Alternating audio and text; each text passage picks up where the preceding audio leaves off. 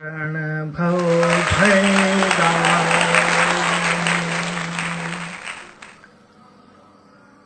आज के इस विलक्षण समारोह में उपस्थित और इसके हेतु जिसके लिए समारोह रखा गया है वो हमारे आराध्य मर्यादा पुरुषोत्तम भगवान श्री राम। सबसे पहले तो उन्हें प्रणाम करता हूँ आप सबके माध्यम से। जितने भी लोग इस सदन में मौजूद हैं, मेरा उनसे करबद्ध निवेदन कि अगले 2-2.5 घंटे जो हम संवाद करेंगे उसमें मुझे आपकी पूरी सहभागिता चाहिए और जिस विषय पे हम बात करने जा रहे हैं उस बात में मुझे आपकी उन्मुक्तता चाहिए, आपकी खुशी चाहिए, आपके चमकते चेहरे चाहिए। यहाँ सनातन धर्म पर आस्था रखने वाले लोग बैठे हुए हैं, यहाँ इस्लाम पर ईमान लाने वाले लोग बैठे हुए हैं, यहाँ दशमेश पिता की संतानें भी बैठी हुई हैं, कुछ पगड़ीधारी बंधु भी बैठे हैं।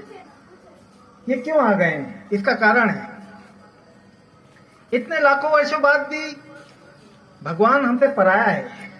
हर बार आया है, हर बार आता है। कभी वह कृष्ण बनकर आता है, कभी राम बनकर आता है, कभी गुरु गोविंद सिंह जी बनकर आता है, कभी सल्लल्लाहु अलैहि वसल्लम हुजूर के रूप में आता है, कभी दशमेश पिता के रूप में आता है, कभी बुद्ध के रूप में आता है। उर्दू की शायरी कहती है, कितने अवतार हुए कितने पैगंबर आए, कितने अवतार हुए कितने पैगंबर आए, तू न आया तेरे पैगाम बराबर आए। उसके पैगाम जरूर आते हैं, लेकिन हम लोग बहुत शातिर हैं, मनुष्य बहुत शातिर है। दुनिया में मनुष्य से ज्यादा तेज जानवर कभी नहीं देखा, सबसे तेज जानवर है। और मनुष्य की उत्पत्ति जानवर से शुरू हुई और उसे देवता बनना है, लेकिन वो बहुत तेज है। जो काम उसे कठिन लगता है उसे वह कोष्टक में बंद कर देता है।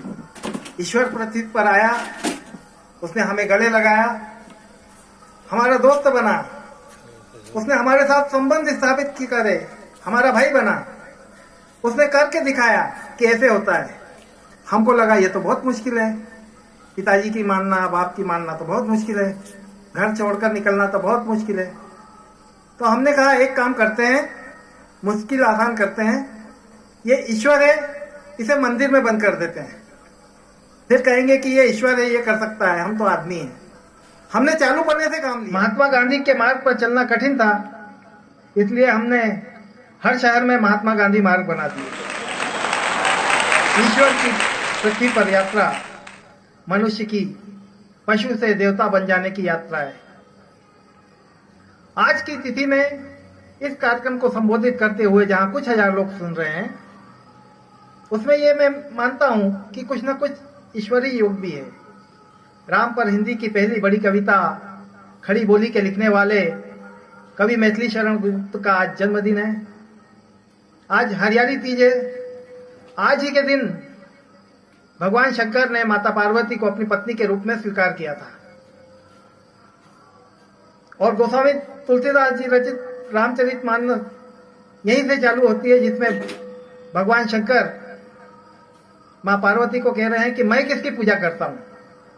आज ही का दिन तय हुआ था, जब ये दिन तिथि तय हुई थी मुझे भी नहीं पता था कि हरियाली तीज है। आज की सभा उपनिषद थे। उपनिषद कैसे? उपनिषद शब्द की बड़ी प्यारी व्याख्या है। जब हमारे ऊपर बाहरी आक्रमण शुरू हुए 10वीं शताब्दी के बाद में, तो शायद कुछ लोग जानते होंगे, कुछ लोग न जानते हो, हमारे पुस्तकालय जला दिए गए। गजनी आया, गौरी आया, उन्होंने कहा किताबें इन्हें जला दो, आग लगा दो, तो हमारे पुस्तकालय नष्ट होने लगे। तो हमारे गुरुओं ने एक युक्ति तैयार की। गुरुओं ने कहा कि किताबें जलाना है तो जला दो। गुरुओं ने अपने गुरुकुल में जिन विद्यार्थियों को पढ़ाया था, उनमें जो श्रेष्ठ विद्यार्थी था, जिनकी बुद्धि थी, तेज चलती थी, स्मरण अच्छा होता था, उन्हें अपने पास बुलाया और कहा मुझे गुरु दक्षिणा दोगे बेटा? शिष्य ने कहा गुरुजी मैं तो आपके हाथ 4 साल पढ़ा हूं, बताइए मुझे क्या करना है। तो उन्होंने कहा गुरु दक्षिणा में मुझे कुछ सामान वगैरह मत दो, ये 4 वेद है, इन्हें याद कर लो। इनको याद कर लोगे तो मैं मान लूंगा कि गुरु दक्षिणा हो गई। और एक मुझे कसम दो कि हर साल एक विद्यार्थी को याद करवाओगे 4 वेद। जिसने 4 वेद कंठस्थ किए उस महनीय मेधावी छात्र को, उस महनीय मेधावी विद्यार्थी को गोत्र नाम दिया गया चतुर्वेदी, 4 वेद याद करने वाला। उसके बाद जो दूसरा था, जिसे 3 वेद याद हो सकते थे, उसे कहा तू त्रिवेदी। जिसे 2 वेद याद हो सकते थे वो द्विवेदी। जिसे मिश्रित ज्ञान प्राप्त हुआ, गीता भी पढ़ी, शास्त्र भी पढ़ा, उपनिषद भी किया, उसे मिश्र कहा गया। और जिसने गुरु के पास बैठकर सीखा उसे उपाध्याय कहा गया, क्योंकि उसने उपनिषद किया। तो आज हम और आप उपनिषद कर रहे हैं, एक दूसरे के पास बैठे हैं और इस बात पर चर्चा कर रहे हैं। आप सोच के देखिए कि आपकी कॉलोनी में 3 कोठी दूर, 3 फ्लैट दूर जो आपके दोस्त रहते हैं, माहेश्वरी जी, वो फोन करके कहते हैं कि गुप्ता जी मैं आपके यहाँ आ रहा हूँ, मैं और मैडम आ रहे हैं। तो आप क्या करते हैं?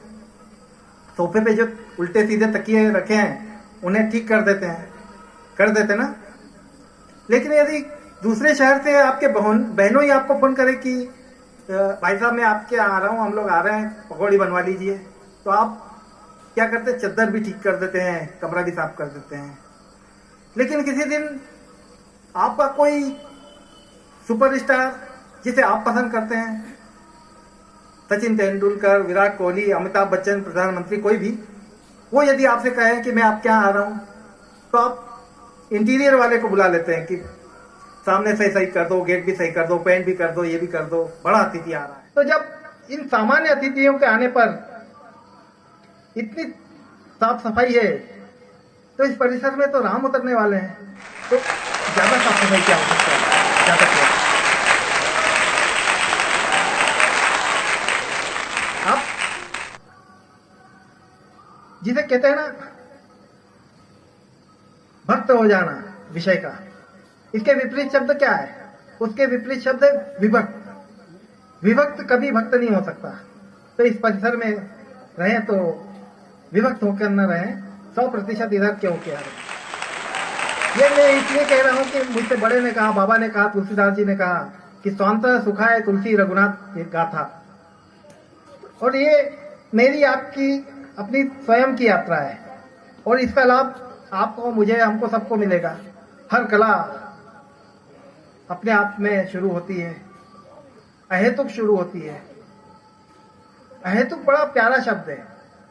जैसे 2-2.5 हजार किलोमीटर दूर बीच समुद्र में 3 लहरें 4 लहरें बड़ी बड़ी आपस में उलझ के आधा किलोमीटर ऊंची उठ के नाचती है, तो इसलिए नहीं नाचती कि सैटेलाइट उन्हें देखे, वो इसलिए नहीं नाचती कि वो डॉल्फिन बाकी की जो तैर रही है उसका डांस का कोई शो करवाना है।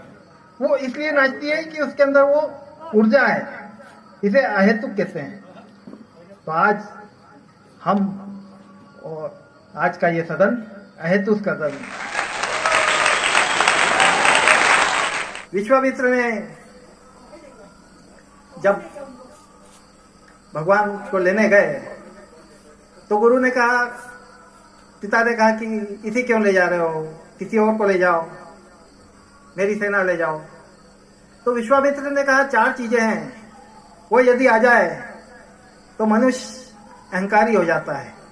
यौवनम, जवानी, धन, हमारे रुपए पैसे, संपत्ति, हमारे महल दो महले, प्रभुत्वम, प्रभुत्व। यौवनम, धन, संपत्ति, प्रभुत्वम, अविवेकता, ये 4 आ जाए तो मनुष्य अहंकारी हो जाता है। यौवनम, धन, संपत्ति, प्रभुत्वम, अविवेकता, एकमपि अनर्थाय किम यत्र चतुष्टयम्। यदि चारों में से एक भी आ जाए तो अनर्थ हो जाता है, और चारों साथ में हो तो महा अनर्थ। आपके पुत्र के पास ये चारों हैं, उसके बाद भी वो विनम्र है, इसलिए उसे अपने पास चाहता हूं, इसलिए अपने पास चाहता हूं।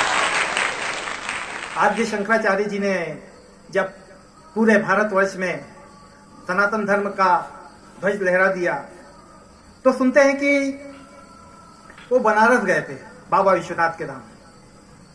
और सुबह सुबह पूजा करते समय बाबा विश्वनाथ के धाम में पूजा करते हुए परिक्रमा कर रहे थे मंदिर की। तो उन्होंने देखा सुबह सुबह मल का टोकरा उठाए हुए, कीचड़ का टोकरा उठाए हुए एक सफाई कर्मचारी सामने मिल गया। आद्य शंकराचार्य की होने की आभा में थे। वो कहते हैं ना क्या, अहम ब्रह्मास्मि, मैं ब्रह्म हूं, तुम भी ब्रह्म हो, सब सारे ईश्वर है, सब में ईश्वर है। तो सामने खड़े सफाई कर्मचारी को उन्होंने कहा हटो हटो, तो वो ओर चोड़ कर खड़ा हो गया। तो शंकराचार्य जी गुस्से में आ गए। उन्होंने कहा मूर्ख, मेरा रास्ता वो रोकता है, हट सामने से, रास्ता दे। तो उस सफाई कर्मचारी ने कहा किसे हटाता है, मुझे हटाता है या मेरे अंदर जो बैठा है उसे हटाता है, किसे हटाता है? एक क्षण को कहा तो आद्य शंकराचार्य को लगा कि ये तो अहम ब्रह्मास्मि है, और सुनते हैं कि वो सफाई कर्मचारी भगवान शंकर के रूप में परिवर्तित हो गया। यानी कि शंकर खुद कहने आए थे कि बोल तो रहा है लेकिन ऐसे समझ भी ले, इस अहम ब्रह्मास्मि को समझ। विवेकानंद ने क्या खूब कहा था, moment I have realised God sitting in the temple of every human body. मुझे जब भी लगता है कि ईश्वर बैठा है किसी के अंदर, the moment I realise and reverence and see God and Him, the moment everything then vanishes, I am free from bondage. जिस समय हम एक दूसरे के अंदर ईश्वर को समझ लेंगे उस समय हम विमुक्त हो जाएंगे सारे विकंडे से, कि आप हिंदू हो कि मुस्लिम हो या सिख हो या ईसाई। तो मुझे लगता है कि राम पर इसलिए बोलना है क्योंकि मनुष्यता की आंख के सबसे बड़े सपने हैं वो। एक कविता है जिनका कि ये उद्बोधन है कुमार विश्वास साहब का, और उन्हीं की भगवान राम पर जो कविता है, मुझे लगता है वहां से मैं शुरू करना चाहूंगा।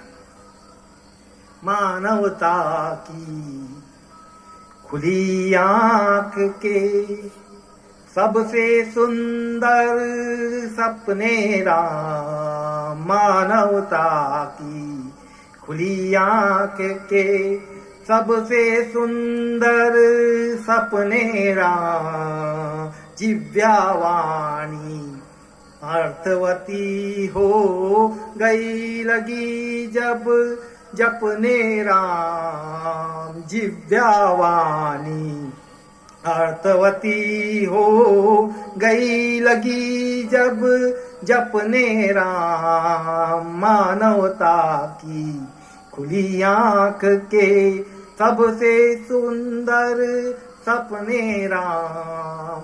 मात पिता गुरुजन परिजन ने अपने अपने देखे थे, ओ मात पिता गुरुजन परिजन ने अपने अपने देखे थे, दुनिया भर ने देखे अपने अपने अपने अपने राम, दुनिया भर ने देखे अपने अपने अपने अपने राम, मानवता की खुली आंख के सबसे सुंदर सपने राम। सूरदास के रसिक शिरोमणि मीरा के गिरधर नागर, ओ सूरदास के रसिक शिरोमणि मीरा के गिरधर नागर,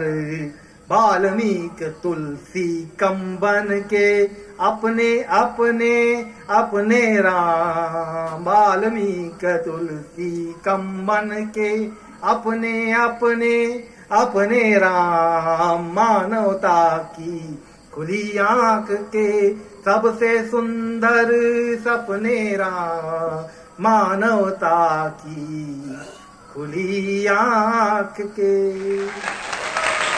तो राम एक दिन में नहीं बने, एक इवोल्यूशन है, एक परंपरा है जो उनके माध्यम से आई है। हम लोग विदेशों से बहुत ज्यादा प्रभावित होते हैं। यदि मैं आपसे कहूं कि मनुष्य का विकास कैसे हुआ, तो इस हॉल में बैठे हुए 90% लोग यही कहेंगे कि डार्विन की थ्योरी ऑफ इवोल्यूशन है साहब, डार्विन की थ्योरी ऑफ इवोल्यूशन। हम अपना धर्म नहीं पढ़ना चाहते, अपनी चीजें नहीं पढ़ना चाहते, हम गीता नहीं पढ़ना चाहते, हम कुरान शरीफ नहीं पढ़ना चाहते, हम दशमेश पिता का ज्ञान जो गुरु के रूप में उपलब्ध है उसे नहीं पढ़ना चाहते हैं। कहने के माध्यम यह है कि हम धर्म को तो मानते हैं लेकिन धर्म की नहीं मानते हैं। लेकिन यदि ध्यान से देखा जाए तो हमारे यहाँ जो दशावतार की जो परंपरा है, आज से लगभग 5-6 हजार वर्ष पूर्व, तो उसके कार्बन रेटिंग के प्रमाण है उसके लिखे जाने के। डार्विन तो अभी अभी आया 100-200 साल पहले, वो ये बता के गया कि मनुष्य का विकास कैसे हुआ। जैसे डार्विन क्या कहता है, पश्चिम क्या कहता है, जीवन सबसे पहले कहाँ आया, जल में आया, पानी में। हमारा पहला अवतार कौन सा है, मत्स्यावतार। उसके बाद बोलता है कि थोड़ी और आगे बढ़ी प्रकृति तो एक ऐसी चीज पैदा हुई जो पानी में और जमीन में दोनों जगह चल सकती है। क्या नाम है उसका, कछुआ, कच्छपावतार, मीन कमट शूकर नरहरि। उसके बाद तीसरी चीज जो पानी, जमीन और कीचड़ तीनों को भेज सकता है, कौन बना, वाराह अवतार, जिसे कहते हैं शूकर। उसके बाद मनुष्य बनना प्रारंभ हुआ, लेकिन पूरा नहीं बनता, आधा पशु रहता है आधा मनुष्य रहता है। कौन बना, नरसिंह का अवतार। लेकिन चल रही है थ्योरी ऑफ इवोल्यूशन जो विदेशी समझ नहीं पाएंगे। उसके बाद नरसिंह अवतार के बाद पूरा मनुष्य बनेगा, लेकिन पूरा नहीं बनता, वो छोटी हाइट का बनता है, वो छोटा है, उसकी हाइट अभी छोटी है। कौन बना, कौन पैदा हुआ, वामन अवतार। वामन के बाद एक ऐसा मनुष्य जिसे कहते हैं केवमैन, एंग्री व्हाइट केवमैन, जो कम कपड़े पहनता है, गुस्से में रहता है, कुल्हाड़ा हाथ में लिए रहता है, जिसका अपनी क्रोध पर और अपनी इंद्रियों पर कोई नियंत्रण नहीं है, जो अपने पिता के कहने पर अपनी मां की तरफ कुल्हाड़ा लेकर चल देता है। कौन पैदा हुआ, परशुराम पैदा हुआ। हाँ, जिसके लिए कहते ना लक्ष्मण को समझाना पड़ा उनको कि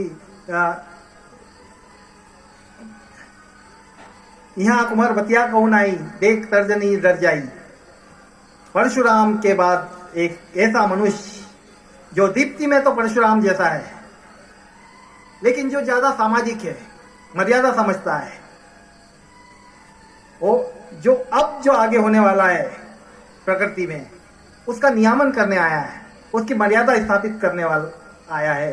उसका नाम हुआ मर्यादा पुरुषोत्तम भगवान श्री राम। तो एक तरह से राम की थ्योरी ऑफ इवोल्यूशन चल रही है।